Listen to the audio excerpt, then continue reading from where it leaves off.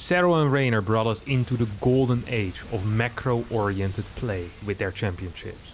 Getting more and more bases, income and production seems to be the norm.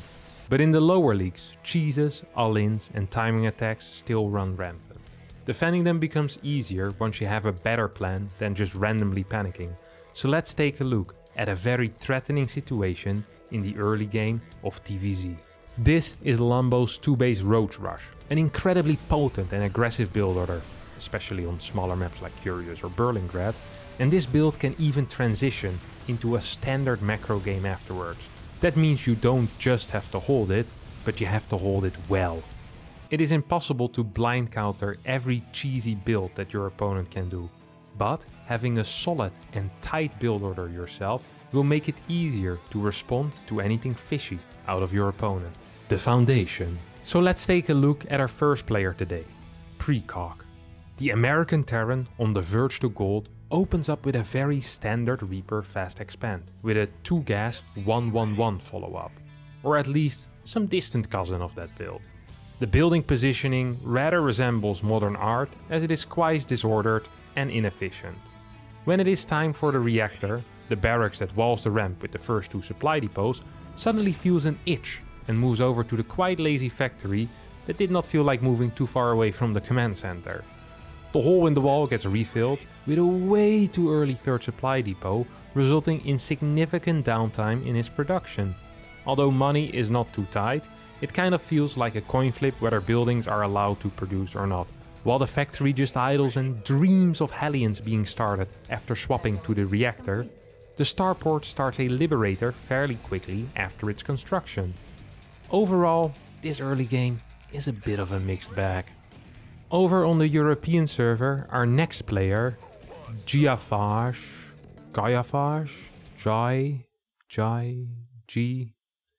Big G, is proudly polishing his diamond badge while going for somewhat of a greedy opener. He skips the Reaper altogether and starts up the barracks reactor after just a single marine. Our diamond follows it up with a quick factory and a planned quick 3rd CC, which he momentarily seems to forget about as it starts up a lot later than it should have, resulting in the need of a premature 3rd supply depot. This definitely hits the efficiency of this build and cuts into the otherwise constant army production. Not having constant army production is the worst case scenario if you skip the Reaper, as you will lack scouting information as well, so you will need every unit you can get. Maybe Big G should have had a closer look at our 3rd player, Fluo. The Masters player shows off the gold standard of openers in TVZ, the 1-Rex Reaper expand into 2-gas before triple CC. And besides the factory going on, well, a quick sightseeing flight around the main base, there's not a lot to say here. Tight execution, correct order, and great building positioning. Fluo then decides to swap the tech lab built by the barracks onto the starport as well. An advanced move for sure. And although this looks very good, there's always room for improvement. And that brings us to Jorix, our Grand Master. All eyes are on him to show us how it is really done, and at least in the early game, he delivers. Going for the almost identical build to our Masters player, aka a Reaper fast expand into 2-gas. However, he does not fly his factory into circles, but rather gets slightly faster Hellions. Then Jorix, however, opts for a Cloaked Banshee opener and also adds a relatively early bunker. Although it's no surprise that he as the GM has the tightest build order today, all 4 of them have one thing in common. They are macro oriented and not necessarily able to defend an early roach push without a reaction and countermeasures. So let's talk about the next vital topic, scouting. Seeing the aggression coming as early as possible is indispensable in these types of scenarios. The earlier you know what's going on, the faster you can respond. This also explains the unmatched popularity of Reaper openers in TVZ. But let's not forget that Big G did not open up with a Reaper. What happens in that case? Of course, the Reaper is not the only unit that can scout, and most players will prefix the Reaper scout with an earlier SCV scout anyways. The job of the SCV scout is mainly to find out if it is a pool or a hatch first build on the side of the Zerg. But once Zerglings and Queens are out, an SCV cannot get any further information from inside the base. Maybe Big G could have checked for a third base, but his loyal worker was busy with more important matters. On top of that, the first two Hellions are seemingly out of fuel and stay at home, turning whatever is happening on the opponent's side of the map into a deep and dark mystery. But just building a Reaper won't magically give you scouting information either. After Precog skipped the SCV scout, technically leaving him very vulnerable to any early game shenanigans like a pull first roach attack or even a proxy hatchery, his Reaper seems a little bit shy and procrastinates his duty of socializing with the opponent by running back and forth in front of the natural. When he finally finds the courage to walk across the map, we see a complete lack of Reaper control. He just stands there shivering in fear as 4 slow Zerglings take him out without any losses.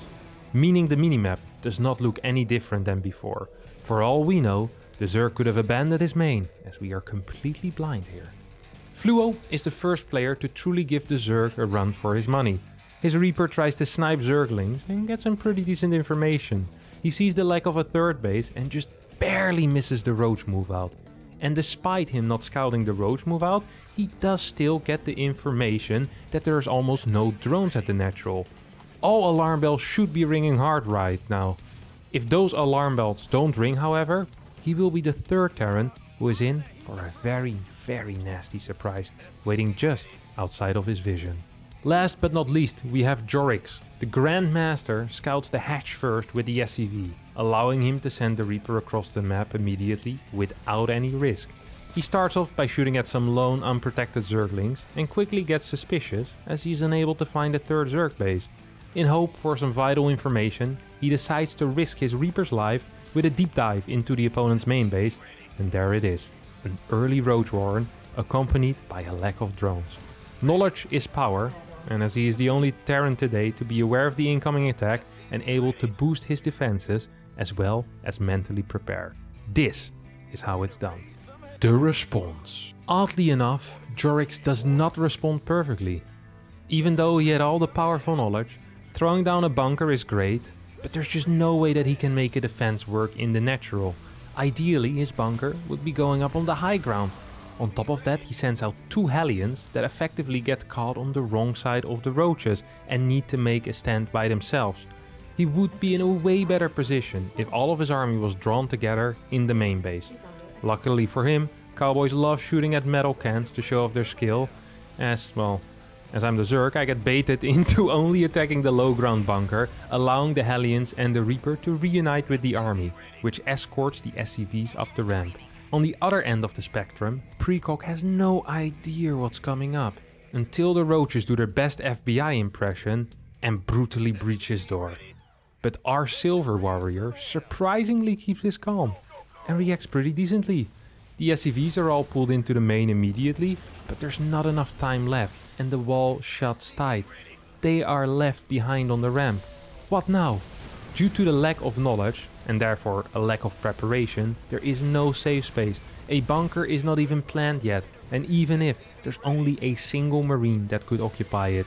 The building Liberator also becomes useless the moment the Roaches break the wall, since they then can dance around in the main, just continuously dodging the Liberation Zone.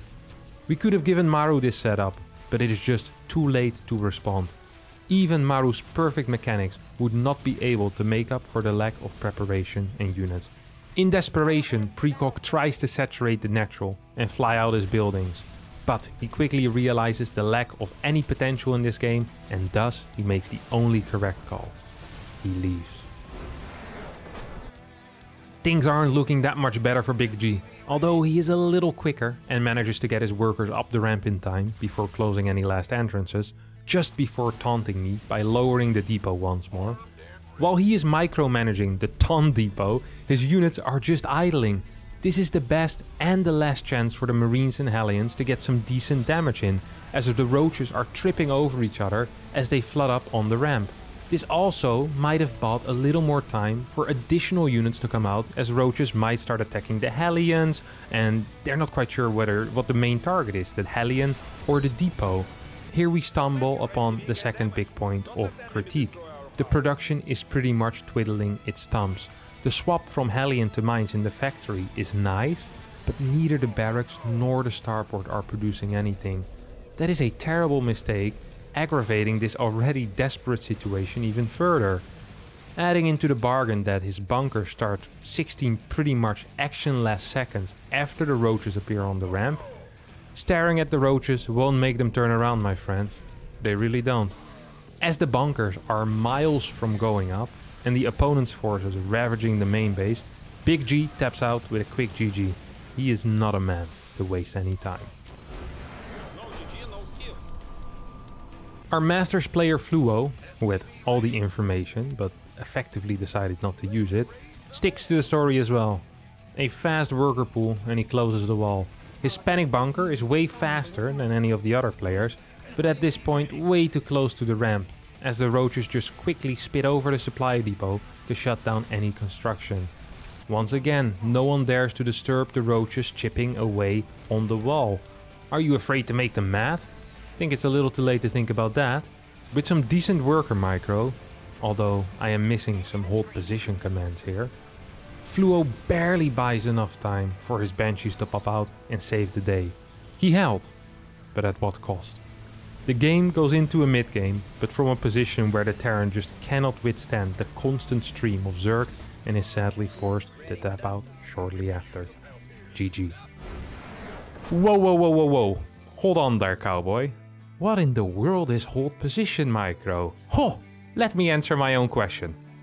Hold position micro is when you create a wall with your workers while your opponent's units are trying to target your fighting units behind this worker wall. Because the AI does not see your workers that are forming a wall as a threat, they will ignore them as a target and try to attack the units behind the workers. However, if you outrange, in this case a Marine outranges a Roach, the Roach will just continue bumping into the SCV wall, forcing the Roach user to manually target down workers. This often results in overkill and it also requires attention out of your opponent, something that Zerg players tend to lack.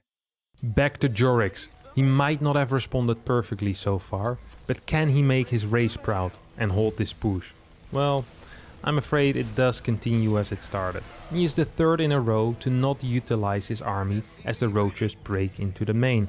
As the roaches are clumped up, it's the main timing to deal a lot of damage. For whatever reason, he decides not to do that. On the bright side, the Banshee is out at a very solid timing, starts to demolish the intruders, and suddenly flies towards the natural. A few seconds later, we're back on track trying to rescue the SCVs that have already started to fend for themselves. He cleans up the majority of the roaches with the Heli and Banshee combo, but sends the car out on an adventure way too early as there are still 3 roaches ruthlessly slaughtering SCVs. Despite all of these minor mess-ups, Jorix still finds himself in a fantastic position that would have been made even better if he had just followed this up with a 3rd CC rather than adding 2 additional barracks. But oh well. I digress. Overall, it was a great defense with some minor hiccups that should be ironed out, but he definitely proved that his build is holdable and not imba. Wait, wrong series. Jorix managed to put himself in a fantastic position for the mid game and eventually ends up with the only win of the day. I'm pretty sure early Roach pushes strike a lot of fear in many a Terran player, but Jorix just proved that they are beatable. Now, you might be screaming at your screen in agony, saying, "Whoa, he's a Grandmaster player, he's so much better." But with the correct response, a tight early game and some good scouting, everyone can make it happen. So, let's go over the proper response. The right way. I would definitely suggest an SCV scout after barracks in the Terran vs Zerg matchup, as there are some occasions where you might want to keep your Reaper at home for safety before your CC gets cancelled by some pesky links. So, this SCV wants to scout if it is a hatch first or a pool first. The Zerg hatchery finishes at the 2-minute mark exactly, which happens to just be the timing that your SCV arrives once you reach the Zerg natural with a scout after barracks. Secondly, you should start off with a Reaper on the ladder. There are some build order shenanigans or mind games that are very helpful in a best of 5, but on the ladder the scouting information is just worth a little too much. This guy needs to go across the map, although you can keep it at home until your CC finishes in case of a pool first. The things to look out for with this Reaper are, is there a third base, is there a Roach Warren, and how many drones is my opponent on? The Roach Warren and the drone count can only be figured out by jumping into your opponent's main and natural, and I'd only suggest you do this if there is no third base. If you want to know what a normal drone count is at a given time, you could watch a replay from the Zerg perspective, preferably a high level Zerg replay, and see how many drones they have at each point in the game. This could give you a bit of a baseline of what is normal in CVT, and if someone has less drones than that, you should start being a little bit careful. The moment you scout an early 2-base Roach push like this, we're going to need a bunker at the high ground, as it's probably impossible to hold the natural for now. I'd also always recommend getting a Banshee by quickly swapping the starport onto the tech lab of the barracks. With a tiny bit of micro to dodge piles, it cannot be attacked at all, and it deals a good amount of damage as well. However, do not pull your workers into the main the moment you scout the Roach Warren. Instead, pull your workers into the main the moment the roaches start approaching your natural. This can be spotted by having your Reaper from the early game patrol in front of your natural. Now that your SCVs are safe in your main base, it is important to deal as much damage as possible to the roaches while they are standing on the ramp. As they are trying to take out the depot, they will most likely ignore your Hellions while they are shooting. This also means that all roaches are going to be clumped up and your Hellions will deal a little bit more splash damage. Once your bunker finishes, load it up and try to repair it with a couple of SCVs. All of this is just to buy time for the Banshee.